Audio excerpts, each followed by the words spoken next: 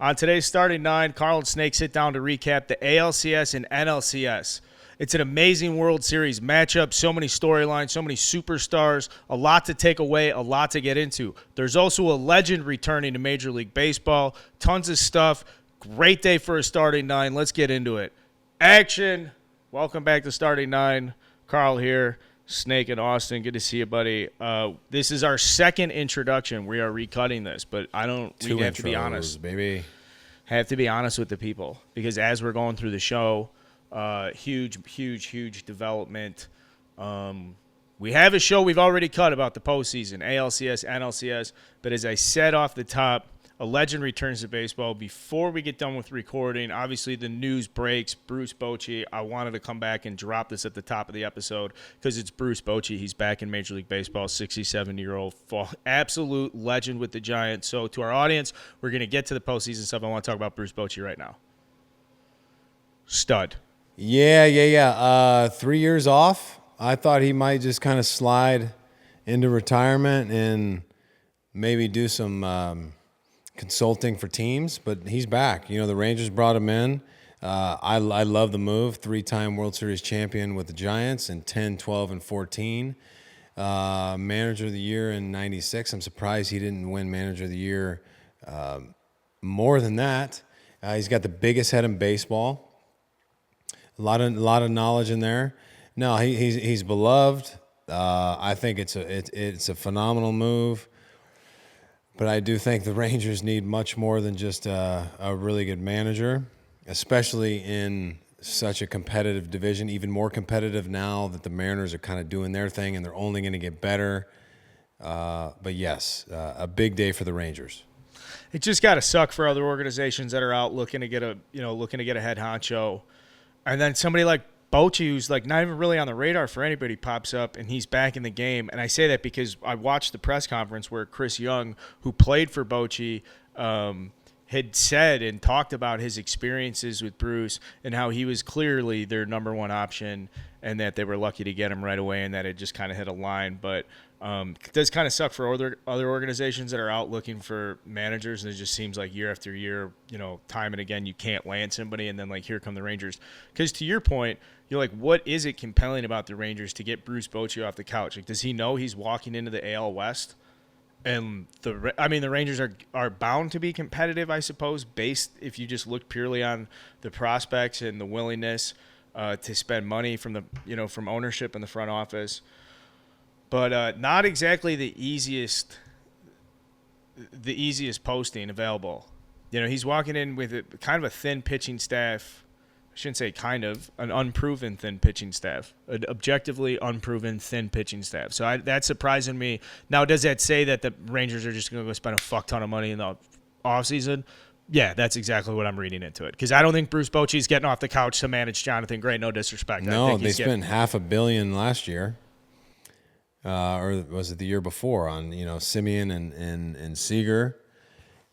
You need arms. You can score as many runs as you want. If you can't limit, runs, you're in trouble. So they need I've said it for years and other people have as well, like with the Rockies. You can have a great offense. If you can't prevent runs, you're screwed. So they have unproven arms. They have young arms. But that's not going to get the job done alone in the AL West. It's just not. I think they know it over the court. They could have guys come in and young guys be really good for a month or 2 months, or have a bad month, have a good month. But you need consistent starting pitching, guys that can give you 6 innings a start. Manage games, limit damage, and allow and not allow your offense to feel so pressured to have to score and put up runs every single inning. And I don't think that's an offense. I don't think anybody thinks that's an offense that's really going to be capable of that. At least, with their current, lineup construction. So they have a lot more work to do than just bringing in a guy like Bruce Bochy. Well, Bruce could be sitting at home, though, and could see the new 12-team playoff format and see some of the runs these guys are going on and be like, wait a second, Bob Melvin? I used to run through Bob Melvin in the Bay Area back in the early 2010s. You're telling me he's in an NLCS? I obviously don't think that's Bruce Bochy's sentiment, but I watched the press conference. He got up, kept it real. Listen, I miss being in the game. I didn't think I'd miss it as much as I did. You know, the Rangers came calling. It was a perfect opportunity for me, and I'm glad to be back in baseball. 67 years old. You know, he didn't say he was 67 years old. Now I'm describing how old. That'd be an awkward soundbite, but yeah, it's great. Honestly, like I get excited about a couple guys. Bruce Bochy's like right on that fringe of, to me, legendary managers. I shouldn't say fringe. He is. Fuck it. He's a fucking legend. Sorry. Now I'm getting all worked up. Bruce Bochy's a legendary manager. That's what I wanted to say. He's right up there with Tito. He's in the same conversation with, well, for me, Joe. You know, I say that like I played for him. I didn't. We got a great playoff show here, guys. Tons of stuff we want to get into. I did want to start off the top with the Bruce Bochy stuff. There's plenty of other stuff. I was in Philly for Game 5 like we talked about. Astros, Yankees, dominating sweep. Phillies, Padres, NLCS to remember. One of the greatest 7-game series to ever be decided in 5 games. Logical place to start those with the Astros and the Yankees because that was just a bloodbath. Amazing weekend of baseball. Let's just get into it. How are we feeling, big fella? I mean, yeah.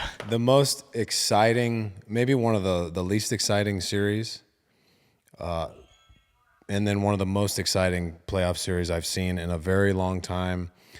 And it might have looked a little bit more lopsided than it was. If you just look at, you know, Phillies obviously won the series 4-1. But my goodness. And Rob Thompson talks about the resiliency of the team. And it's just so true. It sounds cliche. I mean, any team in the postseason, yeah, you got to be resilient. But the amount of lead changes back and forth and back and forth, they just took the wind out of the Padres' sails over and over and over from up and down the lineup. Just wild. We'll get into it. And then on the other side, man, you know, just the sheer dominance of the Astros. And this seems like the perfect combination of, it's like another cliche, the David and Goliath. It really is. You got six division titles. You got 6 ALCS appearances in a row, 4 World Series in 6 years, back-to-back appearances in the Astros. And the Phillies may be the underdog, but look how well they've performed throughout this entire postseason. And it's a very, very exciting series. I think their last meeting was in the 1980 NLCS, I believe. So, okay, incredible. I think Nolan Ryan pitched that one. Maybe he did. Okay. I'd have to look, but I'd have to watch the documentary.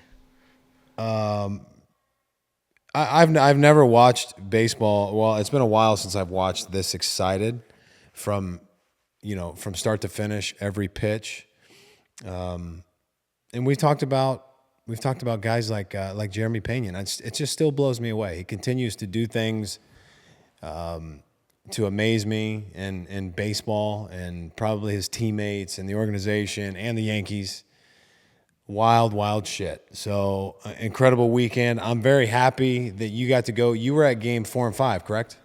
Just game 5? Just game 5. Game 5. Yeah. With our buddy Smitty. Yeah.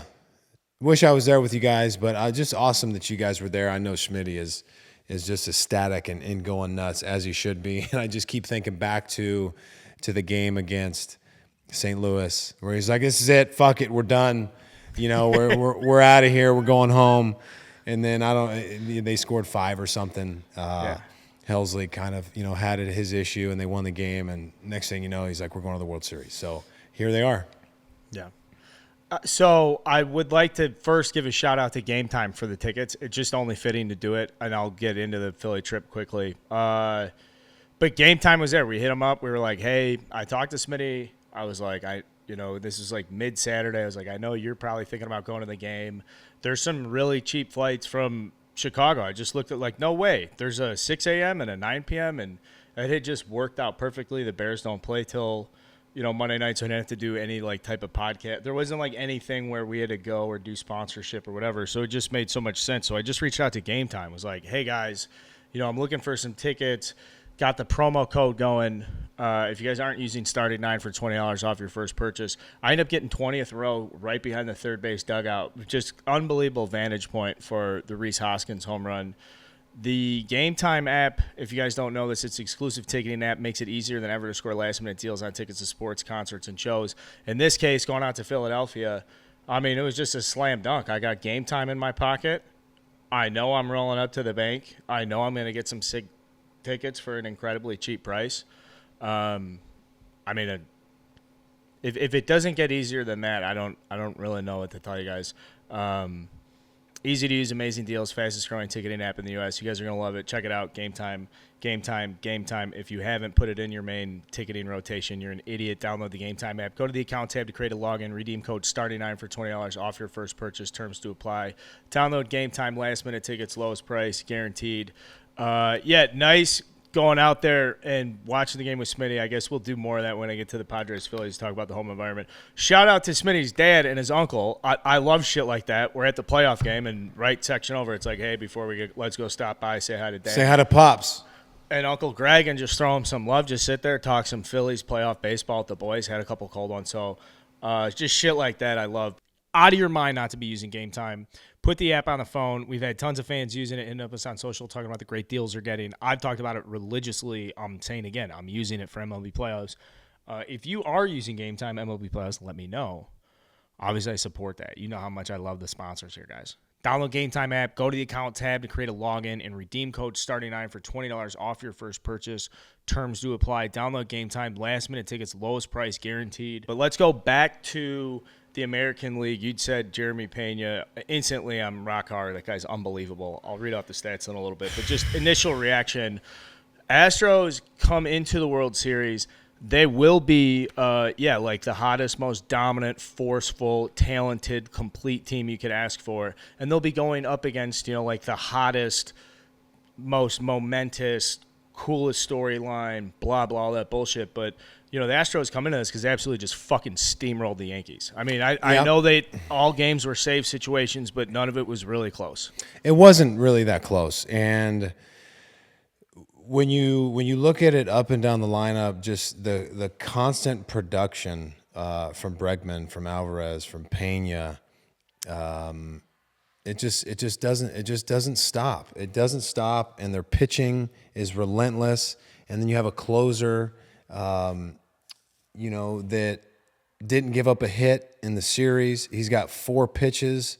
I mean, Presley, it's just amazing. And you watch, the way he's starting the at-bats, the one that stood out is obviously the Judge at-bat. It's like curveball,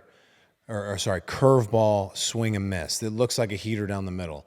Then he goes cutter on the black, then cutter again. It's just like you can't. It's so different than what you're accustomed to seeing from a closer, especially a high-level closer. It's typically, fastball split, fastball slider, fastball curveball. He just gives you so many looks. I mean, the guy, he went 3 1/3, 3 saves, no hits. I think he had 1 walk and 6 strikeouts. You just know the game is pretty much over at that point. And there's no breathing room. The Yankees were able to get out in that last game to a 3-0 lead. Pena hits, it takes all of the air out of Yankee Stadium, ties the game with a home run in the third. And, Nestor Cortez, just add insult to injury, has to come out of the game with a groin injury. And you just kind of, not that you didn't see the writing on the wall, that the series was probably over before that point. But that was just kind of the last nail in the coffin. Donaldson was pretty much non-existent in the series, and you could just tell by his at-bats, like he was complaining to the umpire on balls that were clearly strikes. Good pitches. It wasn't like wasn't middle, and he was complaining. I mean, they were on the corner, maybe slightly down, but in the strike zone. He just was not seeing it well. He was up in some pretty big spots throughout the series, wasn't able to come through for him. Judge was, I think, 1 for 16 in the series. Rizzo swung the bat fairly well. I mean, but without Harrison Bader, I mean, they might not have scored at all in the entire series. I mean, he had 5 home runs in the postseason. He didn't have a home run for the Yankees during his time with the Yankees in the regular season. But it looks like they've got their center fielder, for the future at least. I mean, there's a bright spot there. What happens with Judge, we don't know. Things are kind of up in the air for the Yankees. A disappointing finish, but look, the Astros were just plain and simple, flat out the better team, and it was very evident in this series. And they're unbeaten in the postseason. They dominated the Mariners, and they just flat out went into the championship series and dominated the Yankees. So clearly favorites. But the way that the Phillies are playing with the energy at an all-time high and the coming from behind, and scoring first, maybe the Padres got within one or tied the game up. They bounced right back and scored. Like they weren't playing with a deficit for very long at all throughout this entire series. And if you look at game 2, I mean, it looked like they were going to go to Philly up 2-0. The Padres, they fought back, they battled, they scored 5 runs in the 5th, I believe, to take a 7-4 lead. But you just felt like the Phillies were never out of it. Like with the way that they've been playing, it's like they're so hot and there's so much production from 1 to 9. That I felt like even when they were down 7-4, they were probably going to come back and win that game. They ended up not, but it didn't matter. It didn't matter. They came out 2 days later and just put it to them, flat out put it to them. Zach Wheeler's the hottest starting pitcher on the planet right now, almost unhittable. And you look at in game 1, I mean, how he set the tone. It was a 2-0 lead. Darvish pitched well. He pitched well in the first matchup, the second matchup. They almost no-hit the Padres in game 1. I think they gave up 1 hit. So a dominant performance by the Phillies, but like I said, that was a close series. It was closer than it appeared on paper. But they just they handled their business, man. They handled their business. Very happy for them. It's gonna be a dogfight though. It's gonna be a dogfight starting off in Houston on Friday. Hey, speaking of dogfights, for those of you at home, maybe you're going to the gym. You guys are looking for some energy. Maybe you just had a long weekend. You need to recover. You guys are in the market for a health and wellness brand who believes in nutrition without the BS. Let's talk about LivPur. If you guys have been following us on Instagram, you've seen the stories, the product demonstration, obviously, Temple, this body as such, showing you guys this product. It's amazing. I'm telling you this right now because I use it repeatedly. Guy like me, hard charger, on the road all the time. When I want the energy, I got the energy. The recovery helps ease muscle soreness. And by the way, I went to the gym today doing the squats, the dumbbell bench press. I'm not going to get into the weights. It's not about the weights. It's about the repetitions, the quality, the commitment.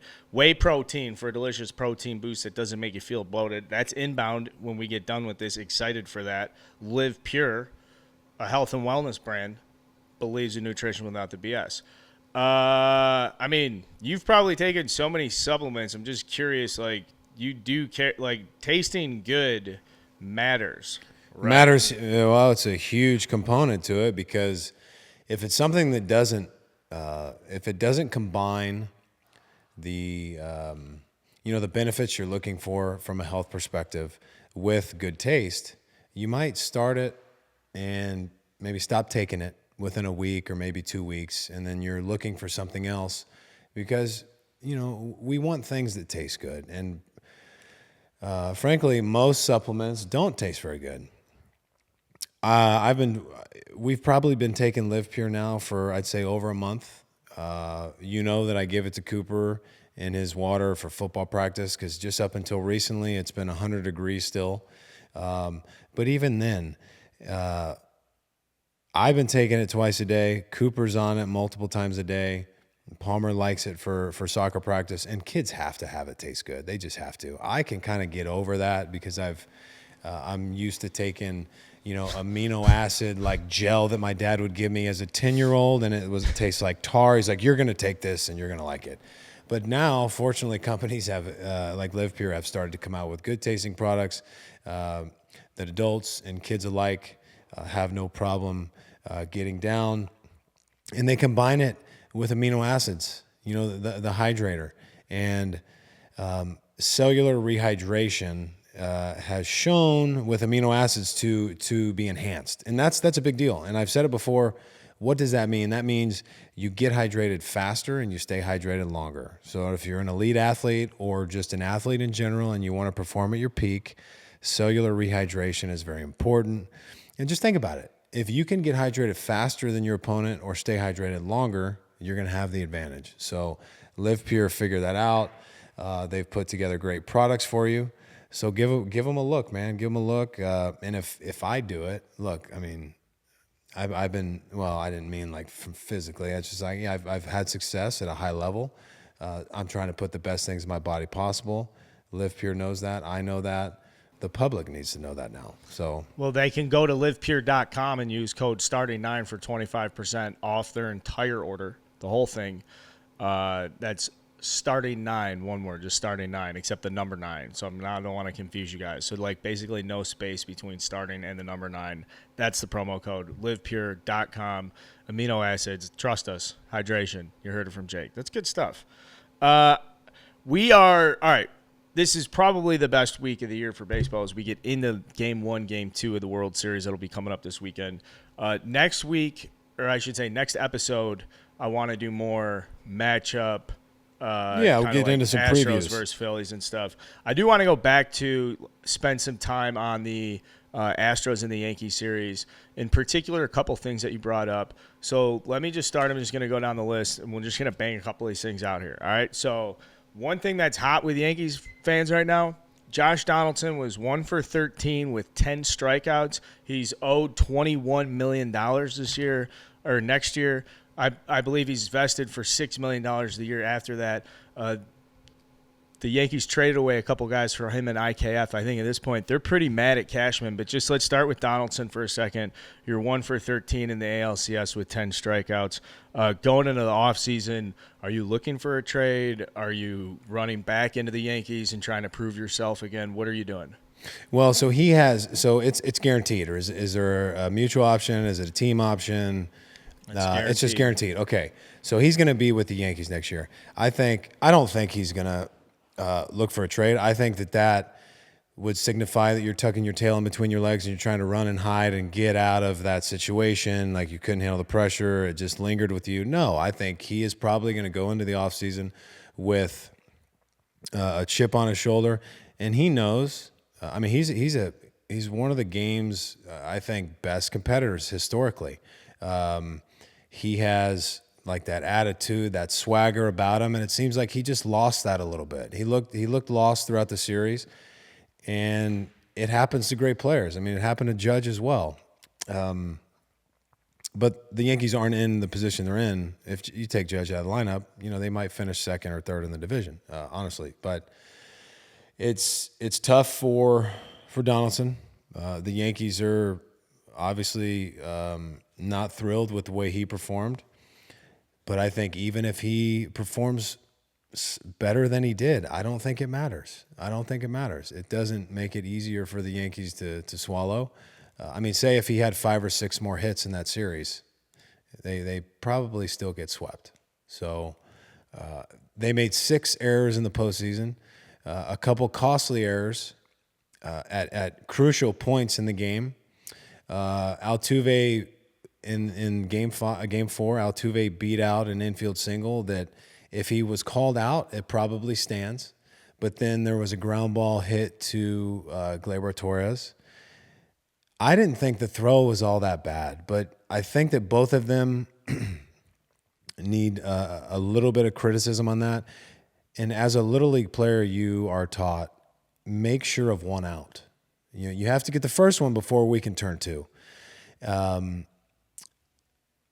Kind of Falefa came across the bag a little too hot. It's like he was sprinting across the bag, like trying to anticipate that double play a little bit too much. That's bad. Yes, I mean the toss was to his right side. It was to his arm side, not to his glove side.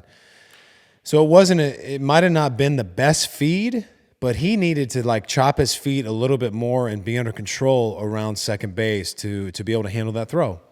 And then what happens? It's just as routine, tailor-made double play balls. As routine as it gets, and then believe it or not, Alvarez game tying RBI single on the very first pitch. Then Bregman comes up and has a go-ahead RBI. Like it just happened the way you kind of envisioned it happening after an error in such a big situation like that. And that double play would have got him out of the inning. And then the night before in Game 3, that drop pop up led to a 2-run homer, which they would have been out of the inning. So things are magnified so much greater in the postseason when you're so close to potentially getting to the World Series, and making 6 errors. And we had talked about this in episodes prior. It's like the team that usually makes the most errors loses the game. And yeah, you and talk that's what about that happened to the pop Yankees. up. So the pop up it's at another. Because there's a couple excuses that had come up from the Yankees throughout the playoffs, and I just didn't know where to categorize this Harrison Bader sound clip. Because I don't think it was necessarily an excuse, but it's just something, I don't know, you just don't want to hear, or you probably shouldn't be saying afterwards. What did he say? It was along the lines of like, it's a different atmosphere here.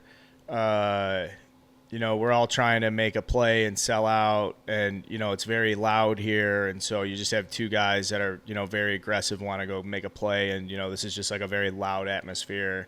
And so I completely understand where he's coming from, but don't think for 5 seconds that thing get turned instantly into, okay, well, it's too loud. It's too loud for Harrison Bader. And that's just one. And I'm saying, that's why I said, I don't know if that's necessarily an excuse. But then Aaron Boone complaining about whether or not the fucking roof is open, launch angle bitching, the ball was hit at 91 degrees or 91 miles per hour, and it was still a home run. They were bitching about that with Alex Bregman's home run. So that's the stuff that really rubs people the wrong way. And it should. The fly ball has to be caught. I mean, it hit him in the glove. It wasn't like a diving play that popped in and out.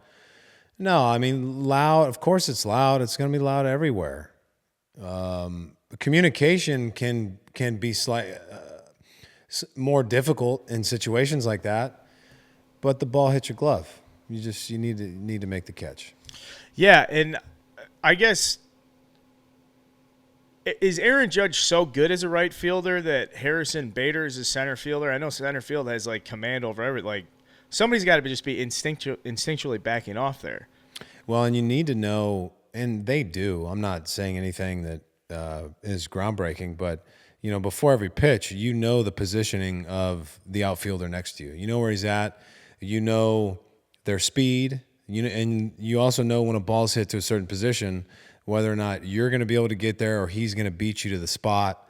That was Bader's ball all the way, and the center fielder takes charge of those situations.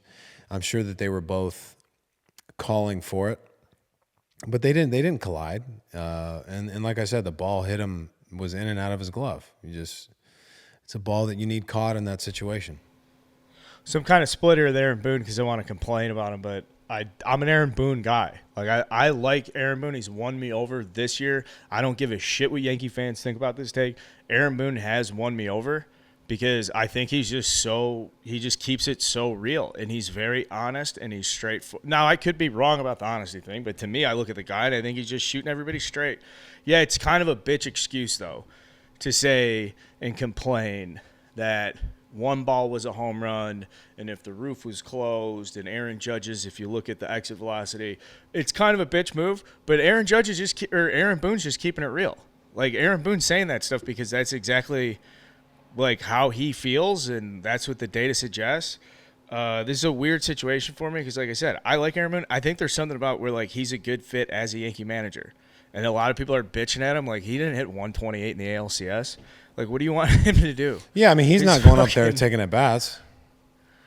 I think the only thing that I might complain about is how he handled, Clay Holmes in the early games in the series. Like that was mishandled. Not near as bad as having Suarez in the game for San Diego instead of Josh Hader in the biggest situation in the game. But we can get to that. The person I'm pointing a finger at is Brian Cashman. If I'm a Yankee fan, I hate Brian Cashman. I can't believe that the moves he made. Like Rizzo worked out, that was a good move. But like all the weaknesses that the Yankees encountered were stuff that they had hoped to be addressed like year after year after year going into this. Like they had several trade deadlines, several off seasons, and they're still surprised. So that does kind of suck for guys like Rizzo and Judge and Bader that are showing up. And it's not to say like one guy over the other, just collectively as a whole. You know, you look around and I don't know, why can't the Yankees hit on bullpen pieces that can stay healthy, and why can't they find starting pitching that can stay healthy underneath Garrett Cole? You know, like Garrett Cole's so hard, doing so much for them, and so there's just so much star power, and they're so top heavy. That's inexcusable with their resources to be as top heavy as they are. Right. I think that I think Garrett Cole did everything he could have done. He threw really well. But he can't do it all by himself. He just can't. The issues with Severino, I mean, he's had some, I don't want to say minor, he's had some, a couple major injuries, and he's worked his way back. And I thought he pitched fine, but I mean, they just got outpitched, and they got out hit. They got outplayed in every facet of the game. I don't think there was one area of really any of the games where they outplayed the Astros, especially on defense. And when you give a team like the Astros extra opportunities in big postseason games, they make you pay for it. That's what the best teams do. Like if you're playing against, whoever, you're playing against bottom tier teams, it might not have as much of an effect, but you're not playing against those teams at this point in the season. Now, Dusty Baker, World Series. Congratulations to Dusty Baker. Cubs fans love Dusty Baker. Legendary baseball guy. I don't know what to say about that otherwise. He is, yeah. He's got the most wins without a World Series. Is that correct? Sounds right. Yeah. A couple other things here. I want to go back Astro player-wise. We talked about Jeremy Pena, third rounder, Maine. Just shows up, balls out, doing the Jordan shoulder shrug around third base. Kind of love that. Kind of love this guy's swag and attitude. He's actually now surprising me with how much of a superstar he is in this moment. I thought he was more of this like humble, quiet, reserved, in the shadows lurking, for mostly because I had never really heard about him until the start of the season. Turns out, no, not really. Elimination game in Yankee Stadium. That dude's ready to pop, and he did. Down 3, big fly off Nestor Cortez, and then he's round the third base. He's shrugging the shoulders. He gets in the dugout. He's doing like the hand signals. I love you back home. Whatever. That's the mama. That is. Yeah, that's the mama. I think he is humble. I think I think part of it is that he might be slightly in disbelief in a certain sense, that he's just not that he doesn't believe that he's capable of it, but I mean this kind of production, this frequently in such a big series, like wow, you expect that kind of stuff from. From Alvarez or Altuve or Bregman, or on the other side, Rizzo or Stanton or Judge. I mean, this guy's a rookie performing at the highest level in the biggest situation, biggest series so far of the year, time and time again. And he looks like a veteran player. He looks so comfortable. And again, you can't give enough credit to the Astros organization for. And a lot of it is character. You listen to the guy talk. He's got a great head on his shoulders, and that's half the battle, man. Like, what's the character like of these individuals that you're relying so heavily on? And the answer with Pena is, I mean, his character's off the charts, and you combine that with his ability to perform under the lights in these situations. I mean, you've got a perennial all-star on your hands, for the foreseeable future. So the Astros just do it again. They develop another stud. Good for them. I mean, alongside him too in center field, up the middle, McCormick. We talked about him last episode, and I feel great that we did, because we kind of teased that just a little bit about, and that was more along the lines of good on the Houston Astros. We were talking about McCormick because we were saying, from the standpoint of the Houston Astros, like they're able to bring in a guy like him, ask him to get like good opportunities in advantageous situations. We're going to hit you 8. We're going to hit you 9. You have all the protection in the world, all the expertise. literally we're asking you to do the least out of everyone here. Now the benefit of that is he goes out, he has success, he gets momentum that just allows him to take like more steps in his career, that allows him to take like, he's showing up to the World Series after, I know his thing was like 3 for 13 in the ALCS with 2 big flies and big moments. So now he gets to roll into the World Series like, I know he's one of the guys, but it has to feel different from my perspective. Am I wrong? Like if you're Chas McCormick, you're walking around with like you're big dog, right? Well, I mean, there's a little more swagger, a little more confidence there for sure. I mean, he gets things started with the single in the second, and then Maldonado hits the double. He scores the first run, and then he has a big home run in the 6th inning. Like, yeah, I mean, he's feeling like he's on par with the other guys in his lineup. And I think the production and just like the star power around you, like it helps elevate your game a little bit. That has to be what it is. Like when you look at the guys in the dugout, and you're like, fuck, I'm in the same lineup with, Tucker and Bregman and Altuve and Alvarez and now Pena. Like, dude, that's gotta just breed a tremendous amount of confidence. And yeah, I mean, there's something different. There's something different about this Houston team, and it's obvious now. I mean, not that it wasn't before, but what they've been capable of doing. I mean, could you imagine being on this squad for the past 6 or 7 years? Like, oh yeah, we'll see you in the CS, and probably in the World Series. Like, just think about that confidence. Your confidence level going into spring training, knowing you're probably winning the division, you're going to make a deep run in October and have a chance to win a ring every fucking year. I mean, it should blow your mind that Alex Bregman's like 28, 29. 28 and has the most postseason fucking RBIs as a third baseman with 43. Crazy. Yeah. I mean, these guys they've all played so much postseason baseball. So now they have a culture. They have a whole fucking thing that honestly hasn't existed since, sincerely the Braves throughout the 90s. You could argue the Yankees in the late 90s into the earlier 2000s, but that was more of like a powerhouse dynasty that was chasing World Series titles. That kind of faded away, I suppose. To me, where like the Astros just seem like they could do this for 15 straight years. Now, I guess that might be a little bit more nuanced, but I'm going back to where the Braves won 13 straight division championships. Like the Astros have it set up where it just looks like they aren't going to slow down. Every person that comes up in the organization understands what the identity is, what it means to be a Houston Astro. Like the fucking Hall of Famers are still standing there. You're coming up and John Smoltz is taking the mound and Chipper Jones is over there at third base and Andrew Jones is in center field. Like it just seems to me like the Astros are going down this path where if it's a decade from now and they've gone to 8 of the last 10 ALCSs, I wouldn't be surprised in the least bit based on what we see, based on their payroll, based on their decision-making. Like, the only thing that could stop this team would be they need them. Like, if the Mariners continue to get very, very good and the Angels become a very good team, it would have to turn into like an NL East, AL East type of league and competition for them to be displaced. Otherwise, I think this is going to be a routine fucking conversation. I do as well. And even if the Mariners continue to get a little bit better and the Rangers just hiring Bruce Bochy and they're going to continue to get better, like it almost feels like it doesn't matter all that much. It's like, hey, that's cute. Like Bochy's a great manager, but you still got to go through the Astros.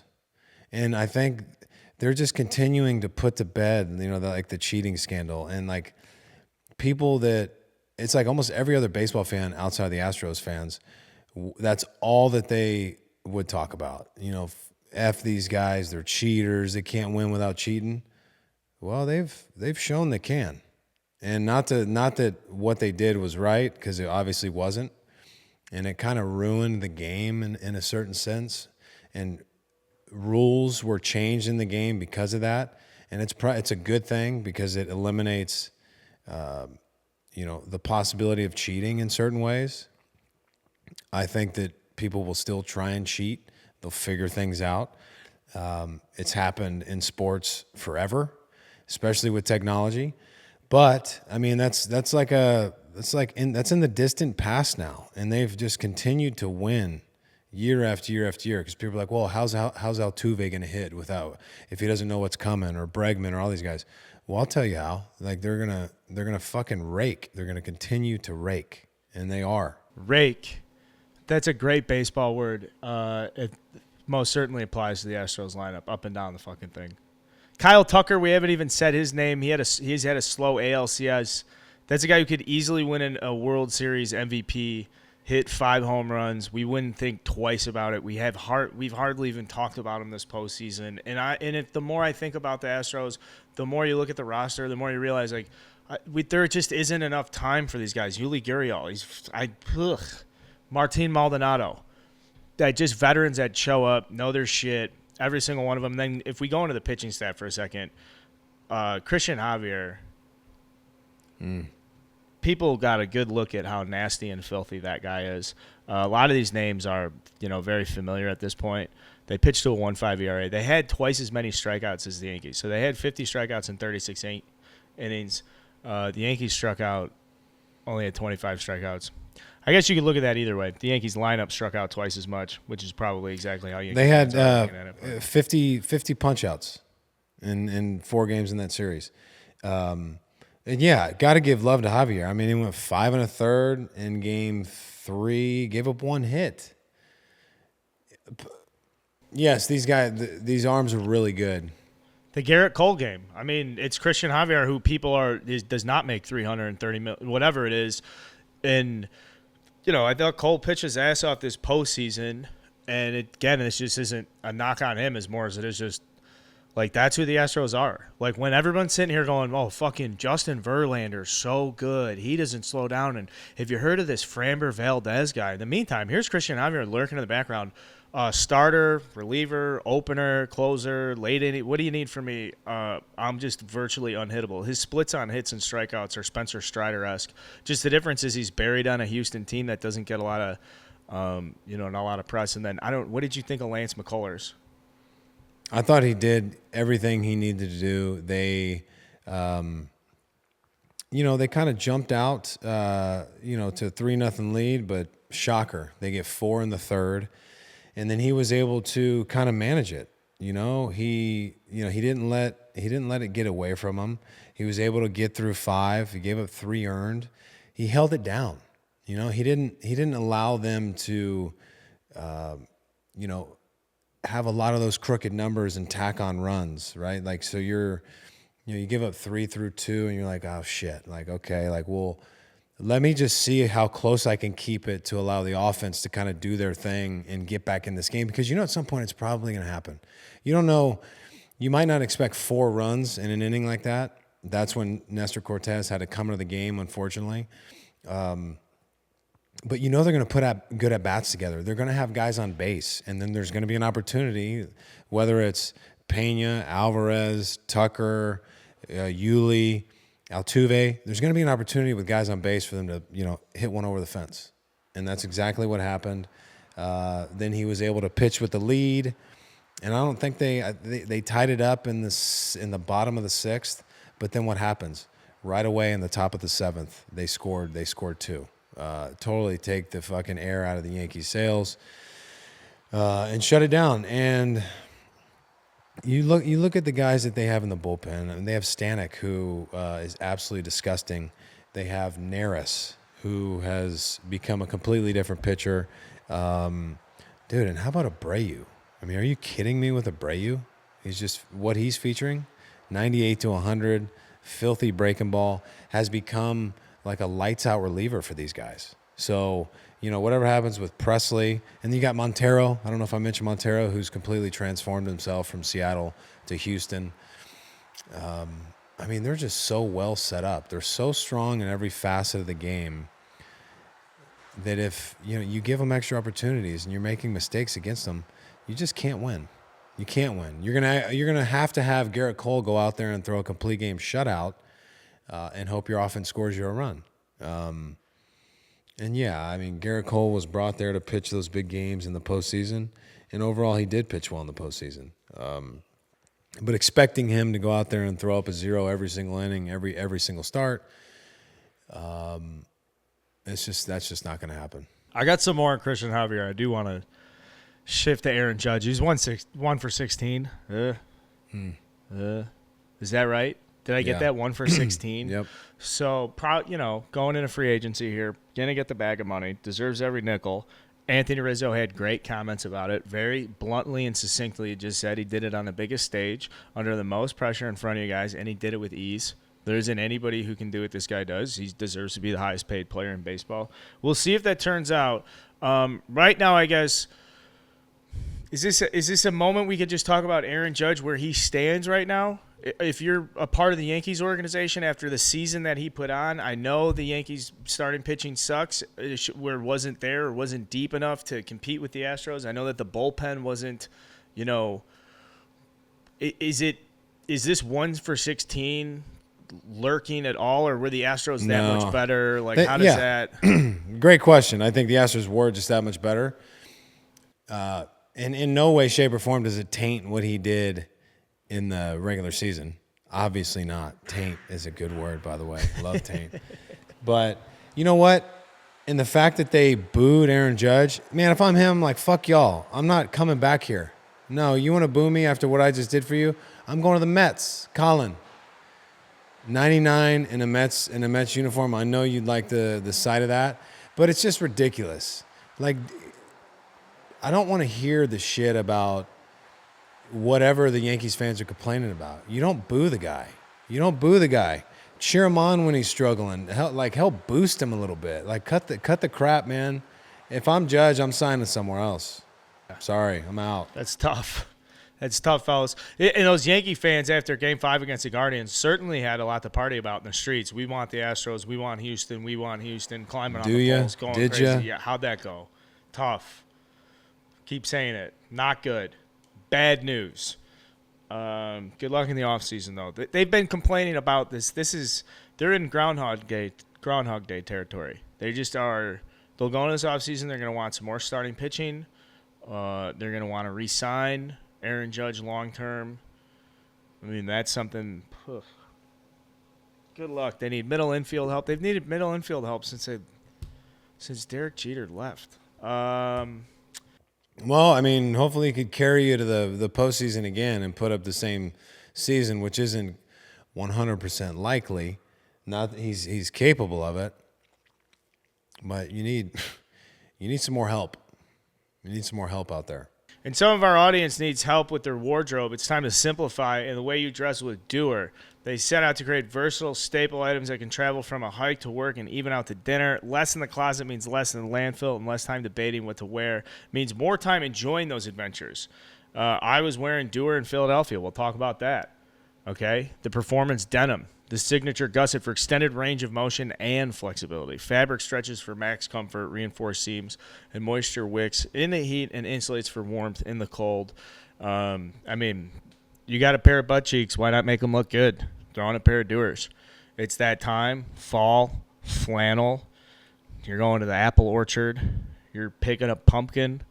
You're going to have to pose for Instagram. You're going to have to do something. And you're going to want to look good. You may not admit it out loud, but you can admit it to me right here. You could say, Carl, I want to look good. I want to wear a Duer. Get a piece of their performance denim, because then you can go run around, go crazy all day. I'm telling you, the fabric, the moisture, wicking fabric, the comfort. Discover the lightweight luxury of performance naturals. Whether you're a corporate climber or a mountain climber, take 15% online at shopduer.com or in-store using code STARTING. That's 15% off. Shopduer.com. Promo code STARTING. Also in store. Duer. Check this shit out, guys. Seriously. You'll love them. You'll love them.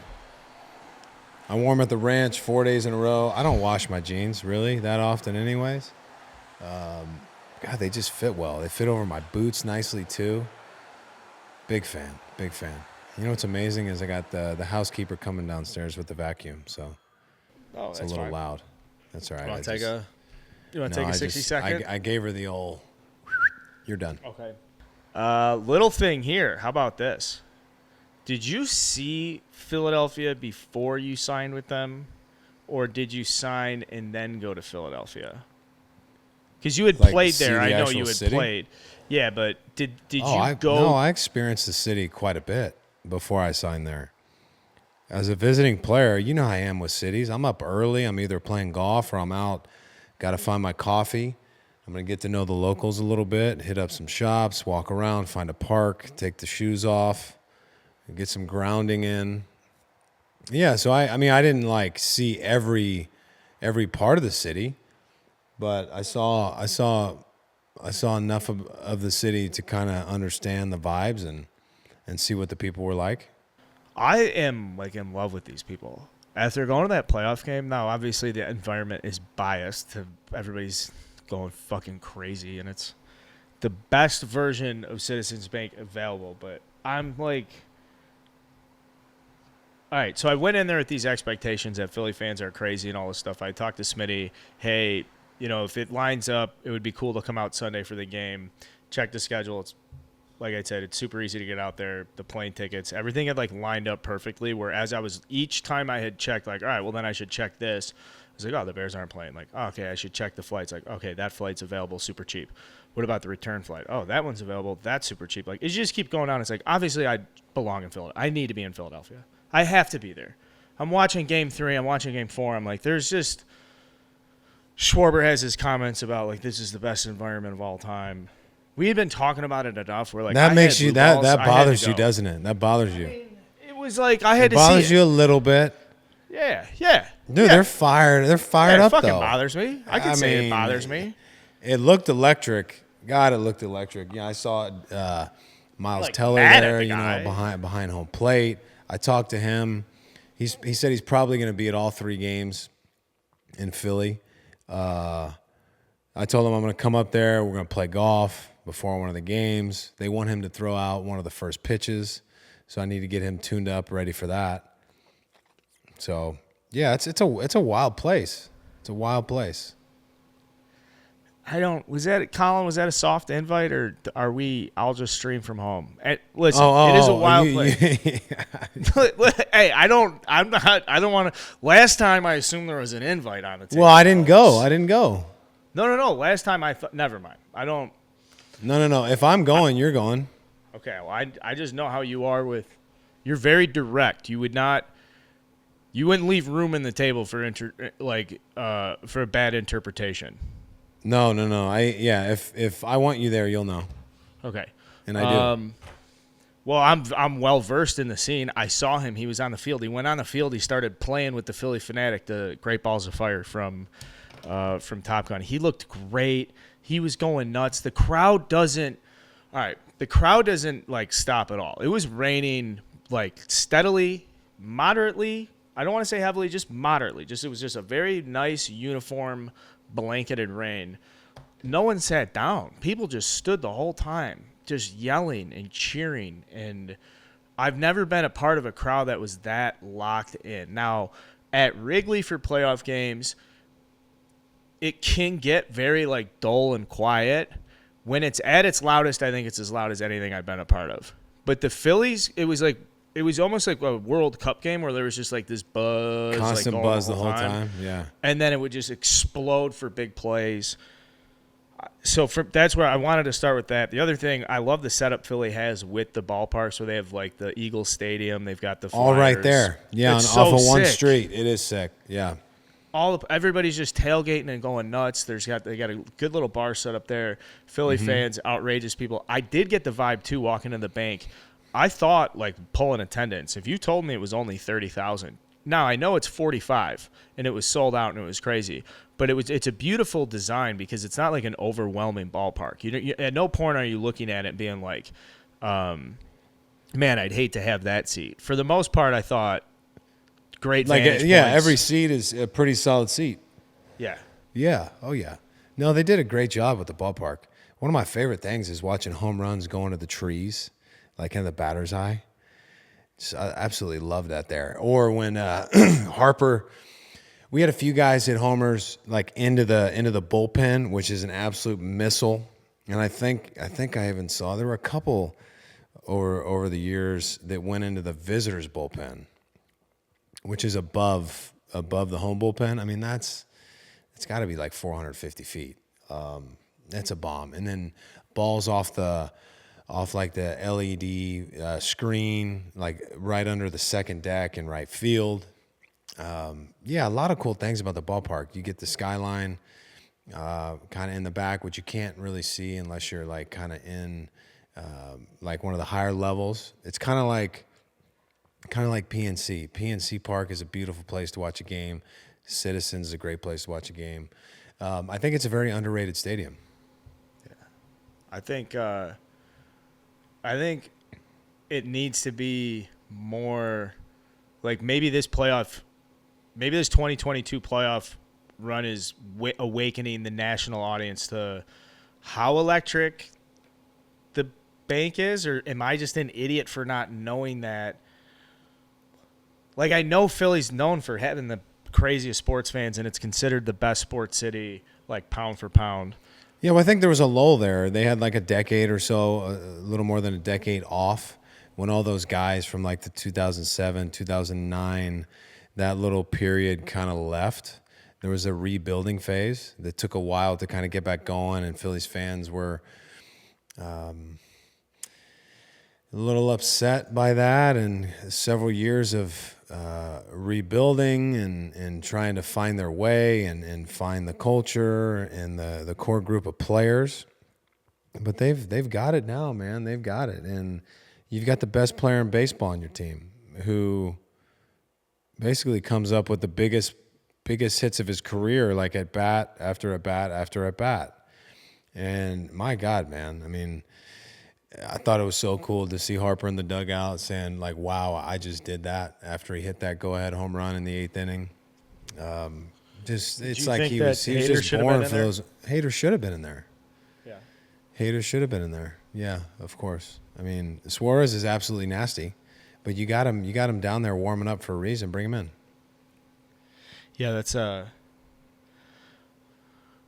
that was a misstep, I thought, and I don't like saying that about a guy like Bob Melvin who makes those decisions for a living. But it was, and I'm sure he probably didn't sleep last night.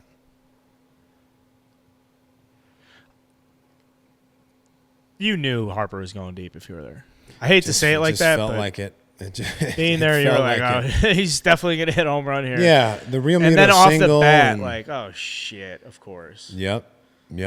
Well, he talked about it too. He talked about how he's got such a nasty split or nasty change, and he had got him on it, a couple times before that. So he's just kind of dead red heater, and he's so good at going to left center field, to left field. He lets the ball travel. I mean, he's just got such tremendous like rotational power that he trusts his ability to leave the yard to all fields. And I mean, he's just built for those moments. Unbelievable, really unbelievable. I mean, I'll say it again. I think it was the best playoff series I've seen in a long, long time. I got the exact numbers for Bryce Harper. I agree with you too, even though it was only 5 games. Probably the best 5 games, 5-game. Probably the best 7-game series decided in 5 games. Man, what is wrong with I agree. It felt like a 6 or 7 game series the way it played out with all Harper, the lead changes. Harper and Schwarber. Okay, Harper and Schwarber combined for 14 for 35 with 5 homers. Yeah, I mean they both hit 400. I mean, and Hoskins had 4 homers and 7 RBIs. Just Schwarber walked 6 times too. Yeah. Struck out 3 times. So and I think we went through this before. What's up? Well, I was just gonna say, and you kind of look at where they were at in like June, July, and then the trade deadline. They bring in Syndergaard, Marsh, and Robertson, and I'm sure a lot of Phillies fans are like, this is what we traded for. These are the pieces we get. And they all played big roles in their ability to kind of get through the end of the season, get into the wild card, and they played big roles in helping them get past the Braves, get past the Padres, and now into the World Series. So not like the largest names they could have brought in, but they served their purpose, and they they performed well enough to get them to this spot. And while I was just talking about Robertson, and it reminds me of Sir Anthony, like in the top of the seventh with the 3 wild pitches, and then Robertson comes in and Suarez has to end up coming in to close the game out. But that was a dicey situation. I mean, you could tell the mound was wet, they were slipping, the balls were slick, and I was like, oh shit, like this might be a big break for the Padres to end up winning this ball game. But Tom's made a tough move in a big situation by bringing in Suarez, who he's talked about time and time again about how he's got a super low heart rate out there, nothing phases him. So what better guy to bring in a situation like that than Ranger Suarez? Well, I felt like we had inside info. We heard the same thing from Girardi too, which I just like that very much, and that's where I was going back when I said with the Astros I wanted to talk about something with Christian Javier, and they kind of are the similar guys to me. Coming up kind of mixed utility bullpen starter last year, finding a spot and an opportunity in the rotation this year, not even like right out of the gate. And now you see both guys with huge impacts in the championship series. Now Suarez coming in, dude, the crowd, the reaction, the energy around this guy, afterwards when they had the trophy presentation. Oh, and he's just like, bro, they waving react the towel so hard to him. The Yeah. team reacted so hard to the celebration. So Yeah. there must be something bigger about this guy. And if it's one way to say the heart rate and how calm he is in a moment, but you could tell that his teammates very much love that dude. Something that was like bigger when he was doing his celebration. You could see the way that they were rallying around him. Maybe I'm reading too much into it. no, I don't think I am though. Everyone there loves him. I mean, he's such a quiet guy. It's like Nola and Wheeler, same sort of deal. Just going about their business, their routine. You don't hear them say very much at all. But then when they get out there on the mound, it's like they're a totally different guy, and they're just able to handle big situations, and they come through time and time again, and that's why they love him. He's a great guy. Don't get me wrong. I mean, he is a very good guy, good kid, but he just produces and performs. So it's like the Ranger Suarez or the Zach Wheeler or Aaron Nola, off the field is like, or in the clubhouse, is a completely different animal when they get out there in between the lines. Speaking of which, and this will be more in our episode on Thursday morning about the matchups and stuff, I do very much like Aaron Nola only getting one start in the NLCS, and it wasn't exactly how he had like it to go. So you've got a guy who's been sitting around, been able to prep and get his shit figured out and bounce back. I think he's just like a perfect bounce back guy. Perfect bounce back spot in the World Series. Here comes Wheeler. I think Wheeler made his third. So Wheeler's made 3 starts. Nola's made 2 starts. Be interesting to see how the Phillies stack that rotation. Or do they roll Suarez out there game 2?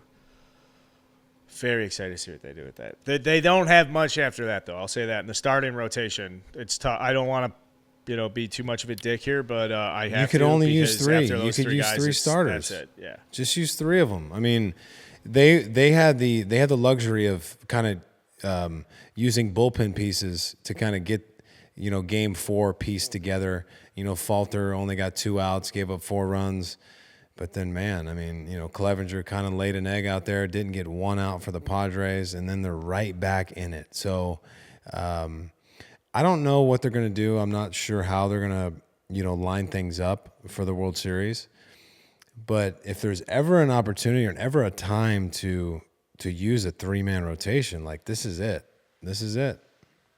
Against a team like the Astros, I mean, you gotta pull all your fucking tricks out and find a way to get this thing done, because you're going to need every last bit of it, to beat the Astros, and they know it. And that's not, I'm not saying that because I don't think the Phillies are capable. I just think that's how, because I think they are, but that's just how strong the Astros, have been for a really long time.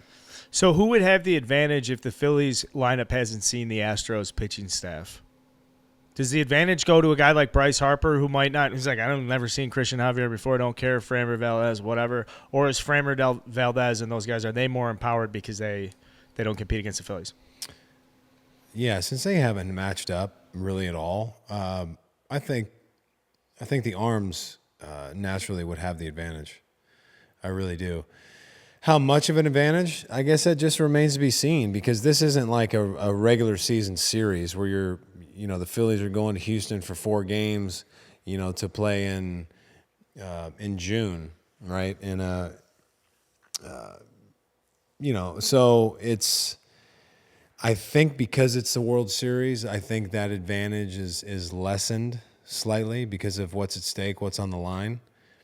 But there still is an advantage. Yeah, you have to think that the advantage is on the side of the starting pitching because of how hard hitting is in general in our sport, and with the stuff that these guys have, it's not like you're not just facing a righty with 88 to 92 with a decent curveball. Like you're facing some high level shit. Hey, speaking of high-level shit, let's talk about our good buddies, Beard Guys. They offer a comprehensive collection of beard care products for all types of facial hair and skin types. Cleanse, enhance, moisturize, and style.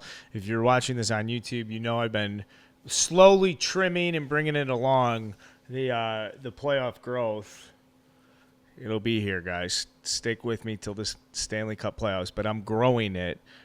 Jake, I know you love Beard Guys because they deliver high-quality, badass beard care with irresistible beard scents and styles. The wash and tame. You got to tame it. I'm looking at it right now. I don't know how you do it, but I actually do. You use Beard Guys. You got to keep it soft. You got to condition it.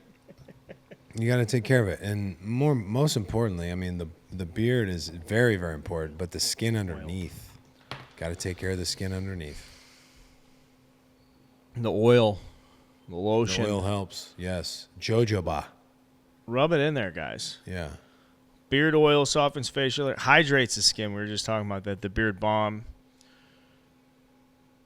I'm not joking when I say this because I know people don't believe, but I take care of this mustache. And I'm very into my facial hair. I'm very into the presentation. Maybe not as much as I am. Beard Guys. I'm telling you, not checking this stuff out. Go to beardguys.com if you're a bearded man or lady. Beardguys.com. Couple other things that jumped out to me during this NLCS. I always like when players that I've watched for a long time rise to the occasion in October and you see a different side of them. That was very much Jerickson Profar for me. Jerickson Profar has been, I think he was like the top-rated prospect in baseball for a good chunk there, maybe 18 months. And then the Rangers obviously had Elvis Andrus, so that was a question about where do we put this shortstop. So I think they moved him. It was like second base, left field. Then, God, what was who was there? Ian Desmond. Ian Desmond then created kind of like a playing time issue which, believe it or not, that's a crazy thing. That was Jerickson Profar basically got like the worst set of circumstances you could ask for coming up as like a top-rated prospect. Blah, blah, blah. He's still been a productive pro. You saw it throughout this postseason that he's an extremely competent left fielder. But it's a name that like flew under the radar and you just kind of forget until you see it, until you're sitting there keeping score at Wrigley one day and you're like, oh, Jerickson Profar is on there. Good for him. He's still playing. That's a guy who jumped out, though, this postseason, played well. I know he didn't, tougher NLCS, but that guy battled his ass off for 3 playoff series. So I just wanted to give a nice little, because I know Jerickson Profar's family's listening to this.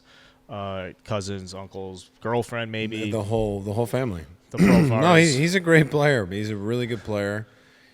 And kind of a sneaky leader, too. And I don't say that's a bad thing. It's a good thing.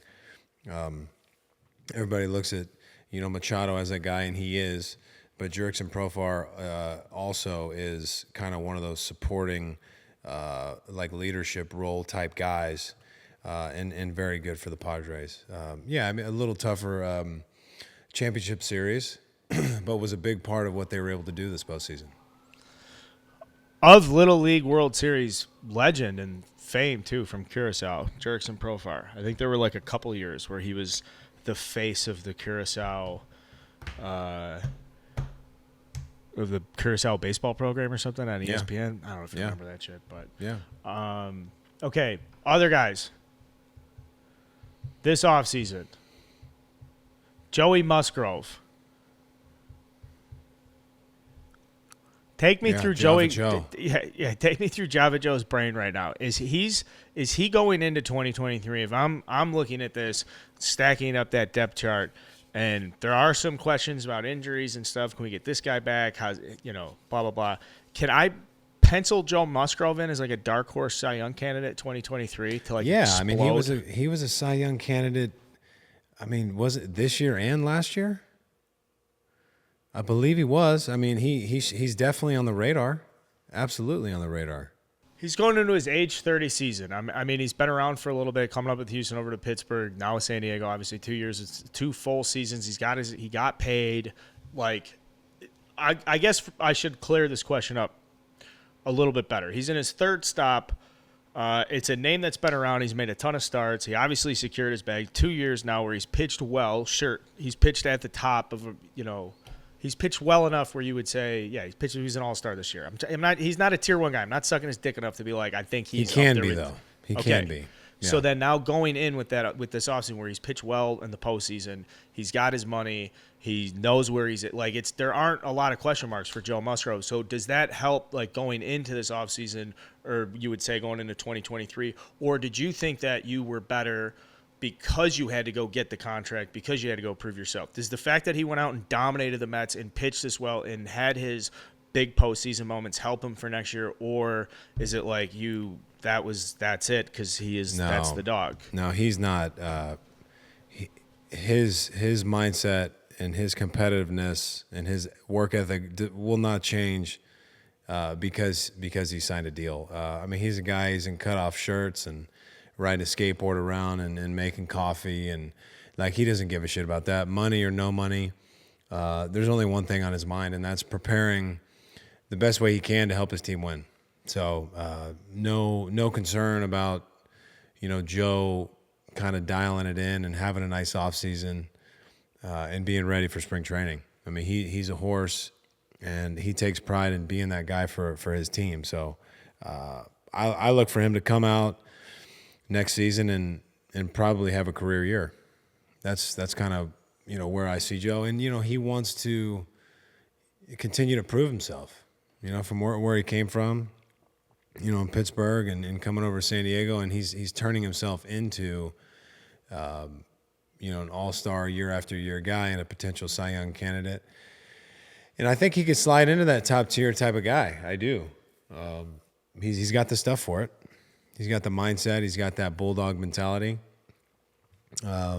He's durable, and that's half the battle is staying out there and taking the ball every 5 days. And he's a guy that can do that. I also just like his demeanor. I'm gonna say that, put that out there. I think we've talked about that before, but NLCS wise, it pretty much like wraps up the whole roundtable I had on the Padres. It's disappointing that the way their season turns out, only 5 games. Hopefully history remembers this 5-game series to be significantly more competitive, because that's how it was. You go back, you're like, wow, the Phillies 1-5. Yeah, the Phillies are rolling everything, but the Padres put up a hell of a fight. I guess, do you think 5 versus 6 in an NLCS like that, going toe-to-toe, is that good for the playoffs in the long run? Because some people, again, are mad about the Dodgers and the Braves and that – it wasn't it's more of a test of momentum. No, I mean, do you want to see the same teams win it every year? No, it's good. It just shows you that if you get into the postseason, like any team can win it. If you get hot at the right time, it doesn't matter if you won 110 games or 87 games, whatever the Phillies won. Like if you're hot at the right time and you got 2 or 3 starters that are going out there and continuing to keep your team in the game, and you've got the thump and you play solid defense, like you can win 4 out of 7 against a team. Over the long run, over the course of a 6.5, 7-month season, a team like the Dodgers will typically win the most games, but this isn't that anymore. It's not the regular season, and I like having teams that weren't expected to be in this position, continue to win. I think it's great for the game. I think it's really good for baseball. It's good for the fan bases. And I think it'd be boring if it was just, Houston and LA, every year, or, the Braves and the Yankees every year. I don't think that's as exciting for the game. Yeah, that would blow. Yeah. That would definitely blow. I like having 12 teams in the playoffs. I think so far through the playoffs, this has been not, personally, and I got like shit on this on Twitter because I'm like, this is the best postseason. This postseason's awesome. And, I have a lot of, like, my Cubs guys are like, dude, what the fuck, man? Like, what about these moments? Like, yeah, no, I get that. I get where you're coming from. I'm saying maybe from like through the position of the show and just thinking about postseasons as a whole and from a like biased and an unbiased objective position, it's hard to beat with where this postseason is coming from. The matchup with the Astros versus the Phillies really is like the two biggest forces in sports, unstoppable, immovable, whatever the fucking saying is, because the Astros really are this like dynamic, perfect team on paper, wagon history. They're there every single year. But as we say in baseball, like, it doesn't matter. You're only as good as tomorrow's starting pitcher, the momentum, all that bullshit. The Phillies are coming in here as hot and as confident as ever. And if there's a sport where like the confidence and the momentum matters more than anything else, it's definitely baseball. It's this definitely one. It's an intriguing matchup for like the reasons you just said. You got the juggernaut in the Astros, and then you have a team that's as hot as a team can possibly be. And the production is it's all over the place. You're getting the power surges from Hoskins, Harper, from Schwarber. Like you're getting the big homers. Like they're not missing pitches that they can do damage on. And it's like every time that Schwarber, I mean, he let off. You had the leadoff homer, against Musgrove. Like, dude, first game, of the series back in Philly, like, holy shit, electrify the crowd more. I don't think you can. Like, it's just like everything is going right for them. Give this lineup and give this team all the credit because they deserve it. So it's hard to think that the Astros are going to lose in the World Series. But if any team can do it, I think the Phillies are the one to get the job done. I mean, Wheeler is just absolutely locked in. Nola's not going to be fazed by anything. We know Suarez won't.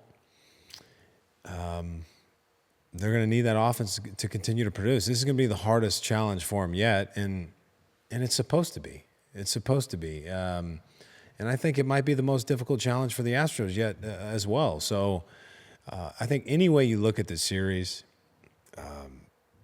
it's the best possible matchup. And I think it's a series between these two teams that hasn't happened for a long, long time. Like we said, 1980 was when they met last. So it's cool shit, man. It's cool. I can't wait for Friday. I can't. I think I'll probably be in Houston Friday, and then we'll figure out the arrangements for Philly. I like the sound of that. Yeah, I like the sound of that. I'm very excited for this World Series. The pitching matchups aside, the story's a superstar. You've got two massive payrolls.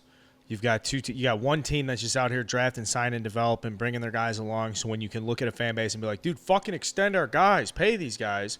That's exactly what the Astros are doing. And on the opposite side, you look over what the Phillies are doing, going and getting smart free agents, but then drafting well. Like, you're not going to hit, like, not everybody's going to be the Astros.